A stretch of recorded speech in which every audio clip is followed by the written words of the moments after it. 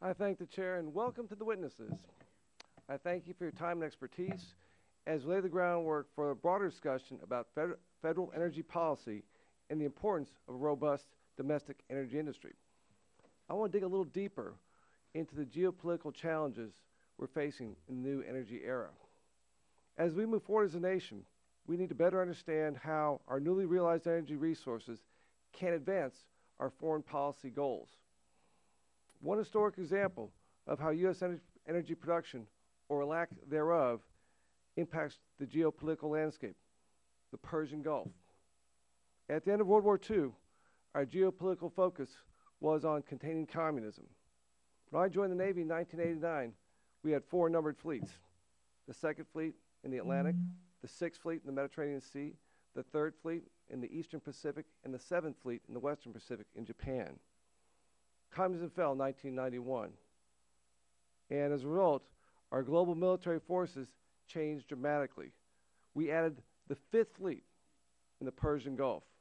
We disestablished the 2nd Fleet in the Western Pacific in September of 2011, and the 7th Fleet has now become the largest fleet in our Navy, and it's ramping up very quickly with China's aggression in the South China Sea. American innovation and our abundant energy resources can and should be leveraged to protect our allies around the world from unreliable and unfriendly regimes and promote our interests.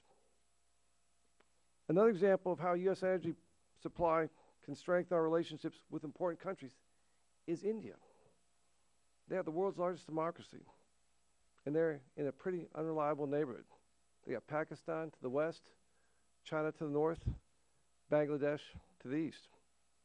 I had lunch with the Indian Consul General in Houston a couple weeks ago.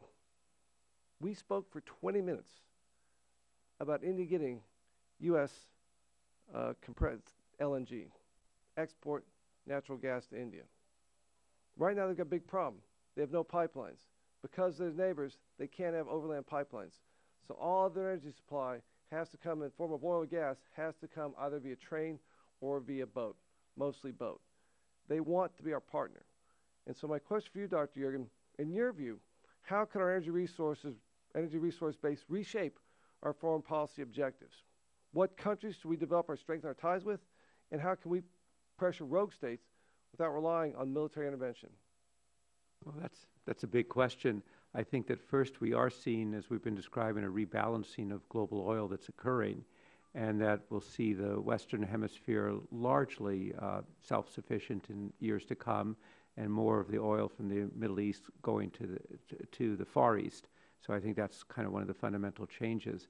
I think what you referred to with India, I found when I was in Asia recently, in Singapore and other countries, also that interest in seeing the U.S. as at least a player as an energy exporter, if not a massive one, because for them it's diversification, and they'd like to actually be more reliant and diversified to depend upon the United States.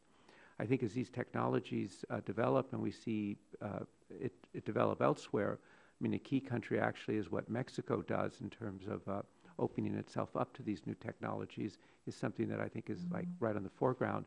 In terms of new relationships, Brazil is on course to be a global energy powerhouse, and I think the U.S.-Brazilian relationship is one that grows in significance for us. So those would be some of the changes. How about Eastern Europe, who buys their natural gas largely from Russia?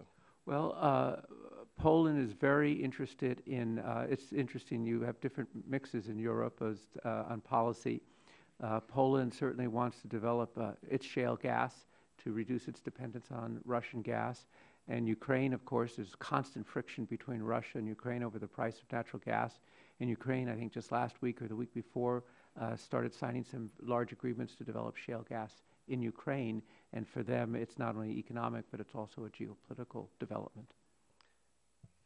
I get emails back home every week from people along the Silk Road, you know, where Turkey starts and runs sort of heads east towards all into India, all those countries right there, the former Soviet states up there on the Caspian Sea, they want our natural gas. So again, I think it's a great opportunity for our country to actually have an influence with these people, make some friends, create American jobs, and again. Well, and I think they want to be integrated in the global markets as a way to sustain their nationhood. Yes, sir. Well, it looks like I'm out of time. I yield back the balance of my time. Thank you. This time.